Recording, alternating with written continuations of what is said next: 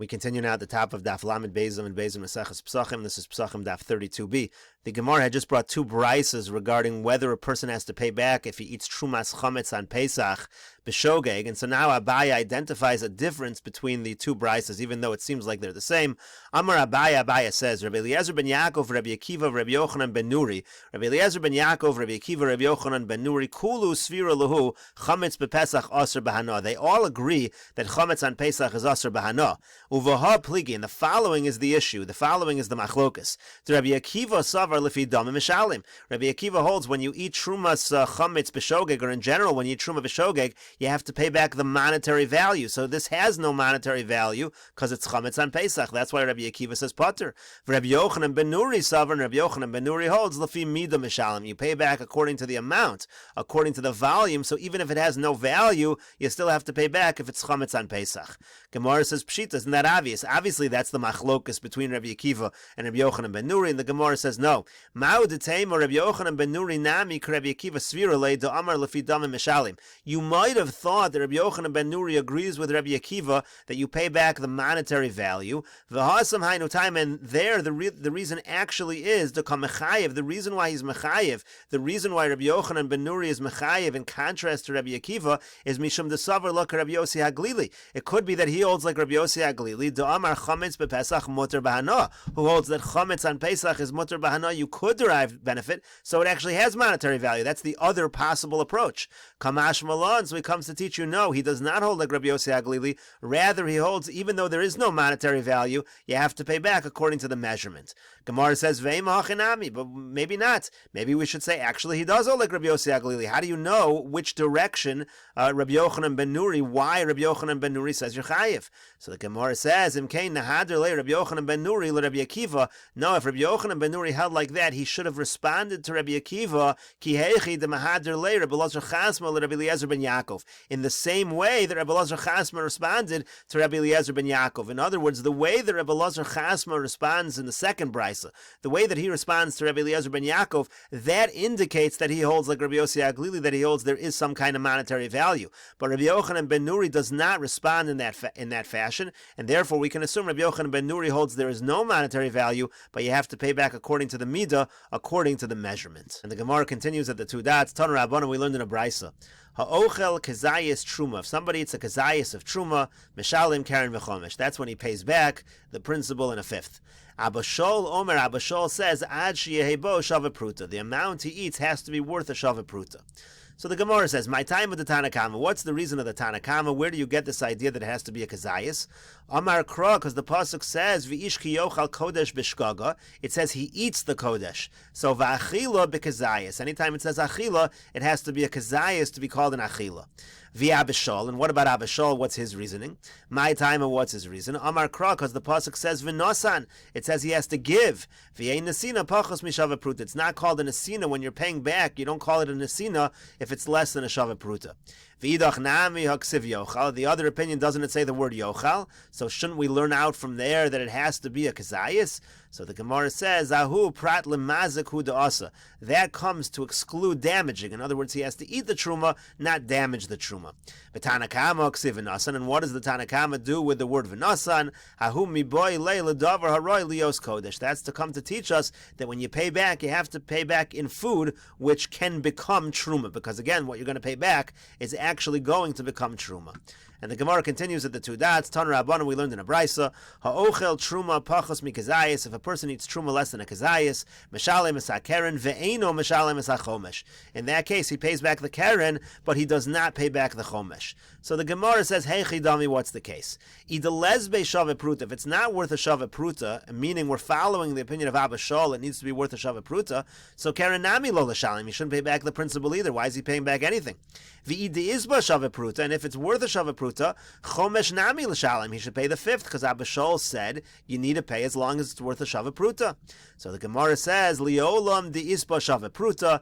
The case over here in the Bryce is it's worth a shava pruta. Va'afilu hachi, nevertheless, kevan de lesbe kezayis, since it's not a kezayis, meshalim es hakeren veinu meshalim es hachomesh. He has to pay back the principal, but he does not have to pay back the fifth.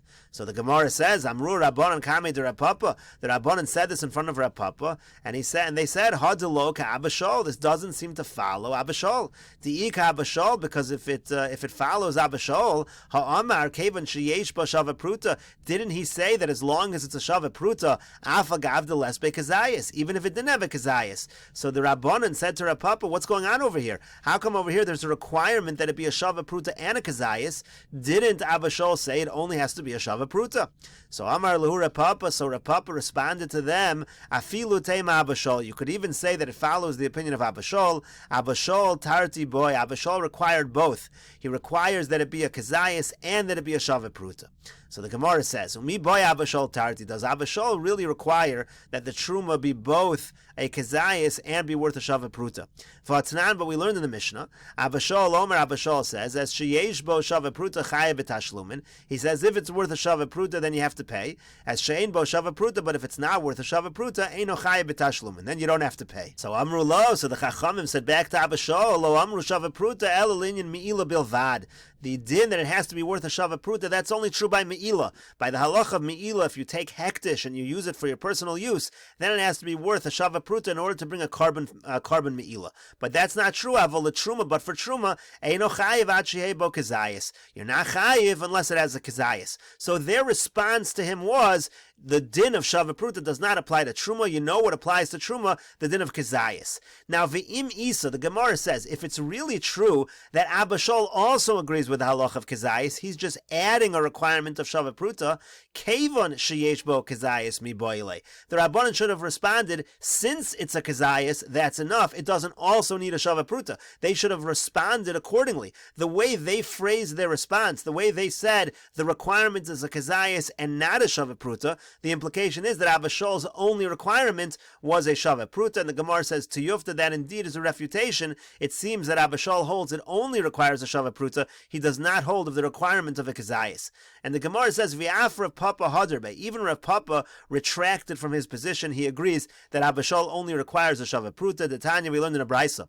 V'chata b'shkaga, it says that a person sins b'shogeg, prat lemezid. This is referring to me'ila, and it's saying that you only bring a carbon for me'ila if you do it b'shogeg, not if you on purpose derive benefit from hektish. So the Gemara says v'halo dinu. The brisa says, isn't it a limud? Umashar mitzvahs. If it when it comes to other mitzvahs, shechayev b'hen kares, where a person is chayev even kares for that, poter b'hen es hamezid. But if you do it b'mezid, you don't have to bring a carbon. Me'ila, when it comes to me'ila she'ein kares, where there is no kares, eino din shepater samezid. Certainly you should be pater. You should not have to bring a carbon if you do it b'mezid. The idea over here is that me'ila does not have kares. It's actually chayav misa b'dei shamayim. So they're trying to say misa b'dei shamayim is less than kares, and therefore, since there's no kares, there certainly should not be a carbon if you do it b'mezid.